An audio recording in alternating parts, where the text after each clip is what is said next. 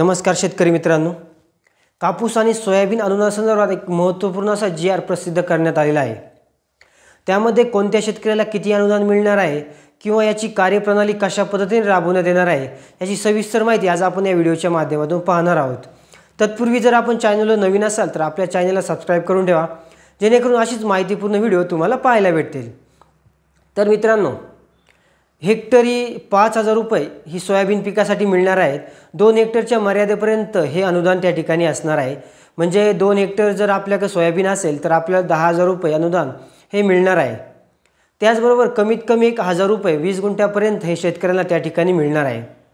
पण ज्या शेतकऱ्याचं 2 हेक्टरपर्यंत कापूस असेल आणि 2 हेक्टरपर्यंत सोयाबीन जर असेल तर अशा शेतकऱ्याला 20,000 रुपये त्या ठिकाणी मिळणार आहे। कारण सोयाबीन पिकाचे 10,000 रुपये आणि कापूस पिकाचे 10,000 रुपये असे मिळून 20,000 रुपये त्या शेतकऱ्याला त्या ठिकाणी मिळणार आहेत। कारण ही जी मर्यादा आहे 2 हेक्टरची 10,000 रुपयापर्यंत अनुदानाची, ती एका पिकासाठीच आहे।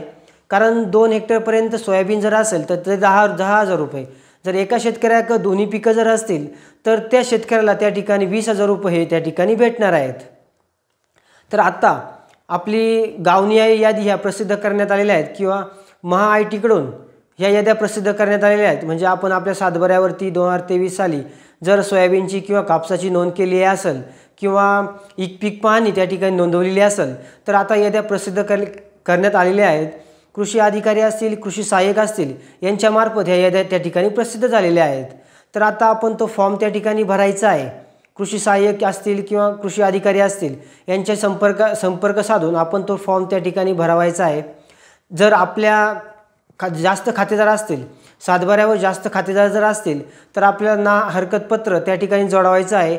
म्हणजे कोणत्या तरी एका खातेदाराच्या नावावरती ते पैसे त्या ठिकाणी जमा होण्यासाठी आपल्याला बाकी सर्व खातेदारांची त्या ठिकाणी ना हरकतपत्र, त्यांचं नाव, त्यांची सही त्या ठिकाणी लागणार आहे। आणि ज्या शेतकऱ्याच्या अकाउंटवरती, ज्या खातेदाराच्या अकाउंटवरती ते पैसे जमा होणार आहेत त्याचं आधार कार्ड त्याच्याबरोबर जोडायचं आहे।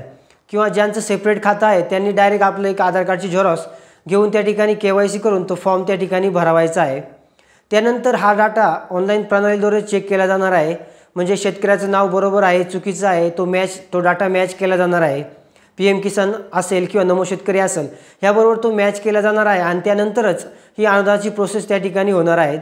म्हणजे DBT मार्फतच शेतकऱ्यांच्या अकाउंटवरती ही रक्कम त्या ठिकाणी जमा केली जाणार आहेत। अशी माहितीपूर्ण व्हिडिओ होता मित्रांनो। व्हिडिओ आवडला असेल तर नक्की लाईक करा आणि आपल्या मित्रांना जरूर शेअर करा। धन्यवाद।